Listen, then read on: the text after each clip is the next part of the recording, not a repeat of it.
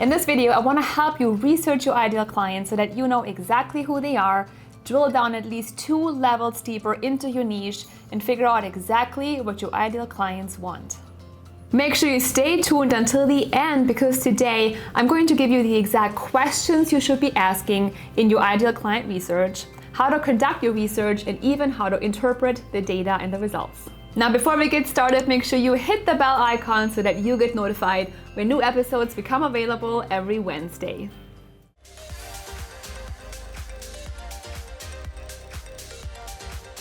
All about helping you go from passion to profits in your coaching business. Hi there, coach. It's Carolin Soldo here, and today I want to help you conduct market research. One of the biggest problems of new coaches is not being able to commit to a very specific niche. Maybe you know what I'm talking about. You might be a health coach and you might feel like you can help so many different people in so many different ways. And that is amazing, but it does not serve you from a business perspective. You might be thinking, well, what am I really the expert in? Who can I really help? Who wants to work with me? Or you might even feel like an imposter because you're a new coach. And that's all normal, and we all feel like this at some point. What's really important to understand in the beginning of your business journey is that going really broad and vague creates a lackluster sort of marketing message. It creates a bland marketing message where you can't really focus in on the very specific pain points of your target market because you're trying to be everything to everybody. Makes sense, right? So instead of being very vague and broad, I want you to become very niched, very narrow, and very specific.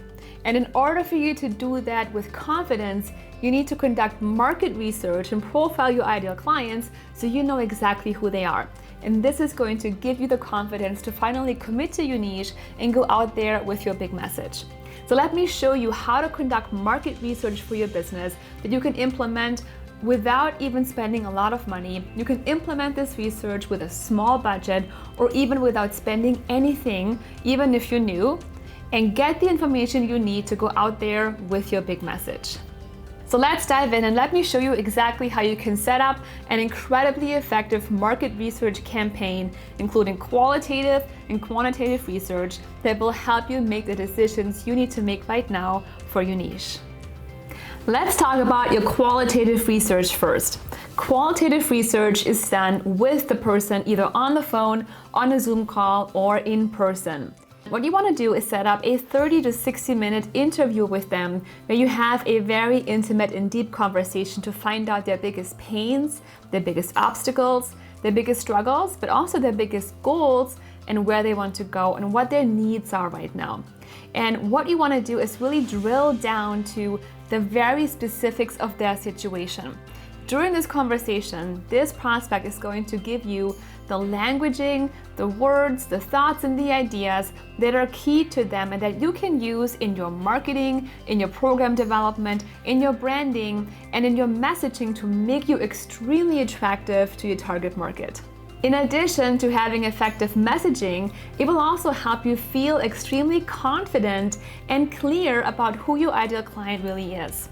There's nothing like talking to them and really understanding how they're feeling, how they're thinking, and the words they're using to express their ideas and their feelings and their thoughts.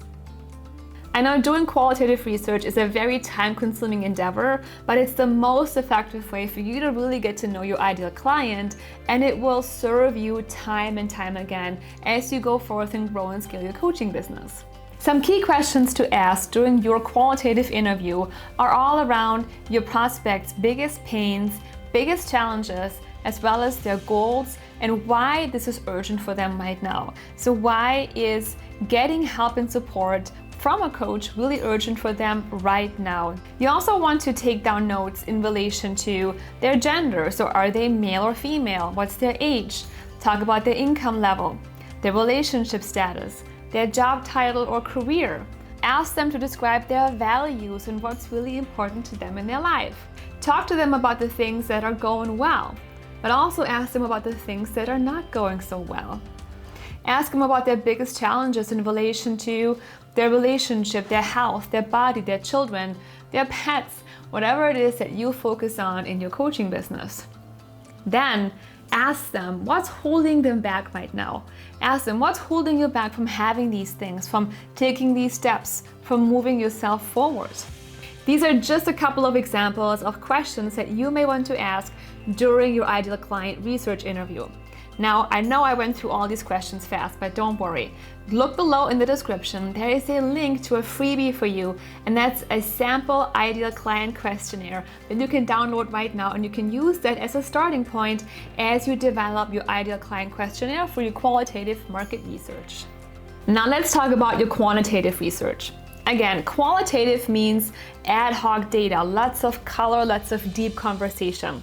Quantitative research is something that happens through a survey where you send a very specific set of questions to your prospects and you let them answer the survey anonymously. Now, I recommend a tool called Wufoo or SurveyMonkey for your research. And I also recommend you keep your questionnaire to 10 to 15 questions max, so that you get a majority of your prospects actually filling out your survey and it does not become overwhelming for them. A bonus tip I have for you is to make the name and email of your survey participant optional and then say, if you qualify, would you be open to a one-to-one follow-up conversation to talk about your answers? This gives you the permission to reach out to them and actually have a follow-up conversation with them where you're able to drill even deeper in some very specific areas where you may want to know more. In return for doing the one-to-one session with you, you may be able to give them a gift card or some flowers or maybe a discount on your program and make it really enticing for your participant. When you design your market research questionnaire for your quantitative research, make sure that you have a lot of questions that are open-ended. Rating scales are great, but they don't provide a lot of color and detail. And when you have a rating scale, you may end up with a lot of questions and uncertainty about specific things you really want to know more about. So I recommend to have a good balance between rating scales, multiple choice questions, as well as open-ended question boxes where your participants can fill in their ideas and they can dump in their responses one at a time. When it comes to how many results you want to collect, I recommend to collect at least 30 responses ideally. Now, 30 doesn't make it statistically valid.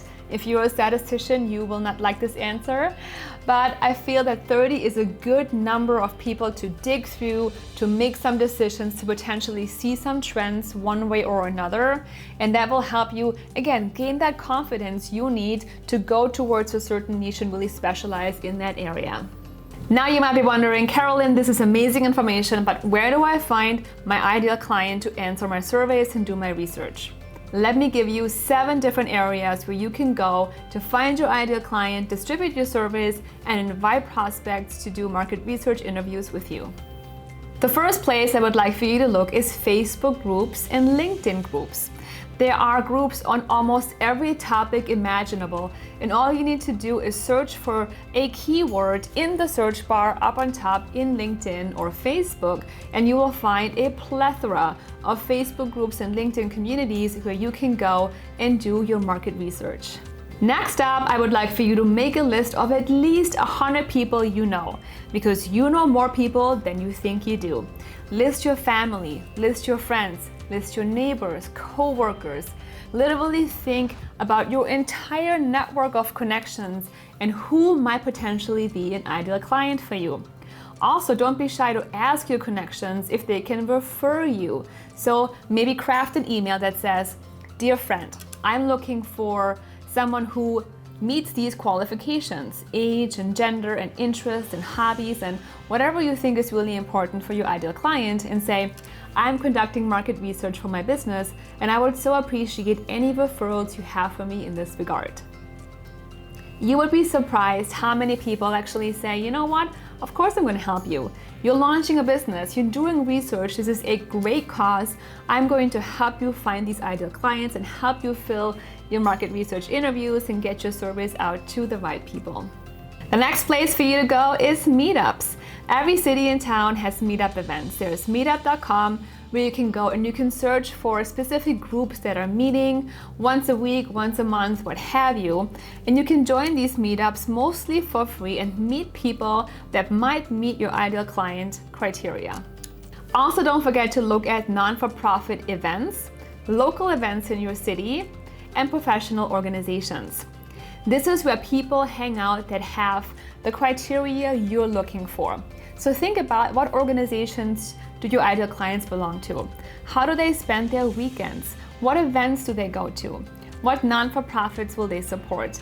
That's where you want to go to find your ideal clients.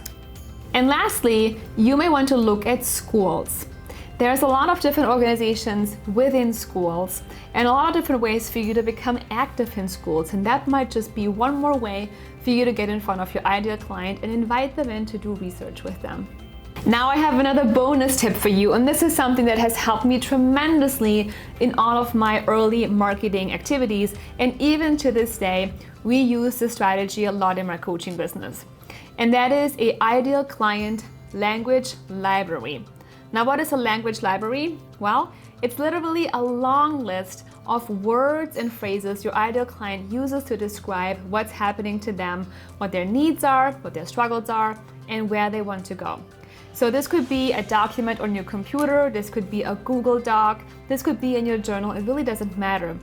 But what you want to do is write down a long list of ideal client goals.